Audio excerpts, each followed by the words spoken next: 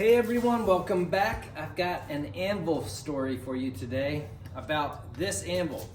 Now the first thing you need to know about this anvil is that it's from the 1700s. This is a colonial style anvil. But I'm not going to quite start there with this story, but it is significant that this anvil is here in the shop at beautiful Principia Furnace. Now, I've talked to some about the site that I'm at here, Principia Furnace, in the past, but in case you don't know, Principia Furnace was chartered in London in 1720, over 50 years before we were a nation.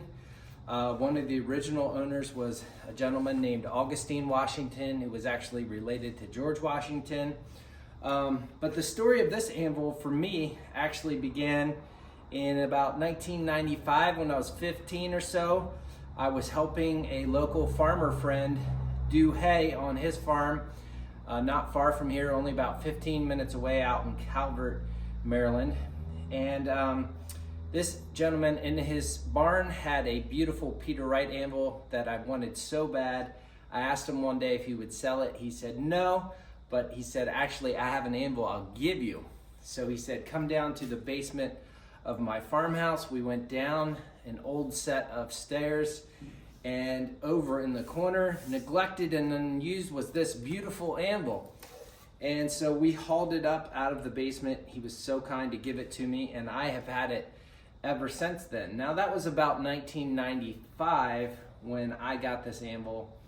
Fast forward to about 2005 or so, when I moved my shop from my parents' backyard back here to Principia Furnace and brought this anvil with me.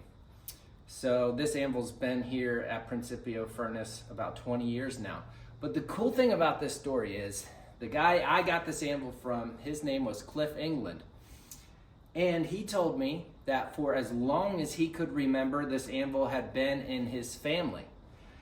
Now the neat thing is, Mr. England knew for a fact that he was related to a guy named John England, who was the first iron master here at Principia Furnace, who helped get Principia Furnace up to speed back in the mid 1720s. I think John England passed away about 1735 or so. But he was the first iron master here. He helped get everything up to production, get the furnace rolling, get them making iron early on, very early on, before, again, 50 some years before we were even formed as a country. So while I can't say for certain that this is John England's anvil, I'm thinking maybe there's a really good chance that it was, because this is a colonial style anvil. Maybe John England brought this over from England with him. Again, I don't know that for a fact. The only thing I do know for a fact is that this was in Mr. Cliff England's family for many, many years, and he was definitely related to John England. So I just thought that was a cool story about this anvil, kind of a full circle story. Maybe this anvil was here at Principia Furnace in the 1720s, and then it came back here, and it's here in the 2020s or so. But just a fun story. A really fun anvil. It's not my main anvil, obviously, because it's so old, but I do have it mounted on a stump, and occasionally I do use it. It's got a really thin forge welded steel face to a wrought iron body, very squatty. It does not have, some colonial anvils have what's called a fifth foot coming off of here. It doesn't have that, but it does have a little hardy hole, about a 5/8 square hardy, and a nice little horn. It's about, I think it's about 160, 180 pounds. Doesn't look that heavy, but these guys are really chunky. It's very thick this way.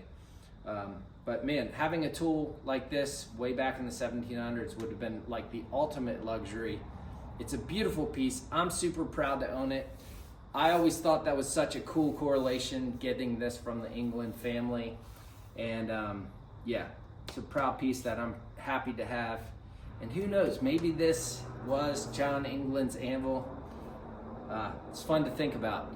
It's neat to have that much history of this anvil, because I own so many other anvils that I don't know quite as much of the history. But teaser, comment below if you'd like to hear another Principio furnace anvil story, because I do have another anvil, colonial anvil. Maybe I'll tell a story about that another time. But for today, thanks for joining me for this quick video, fun story about a great anvil. I'm glad you're with me. Hope to catch you on the next one.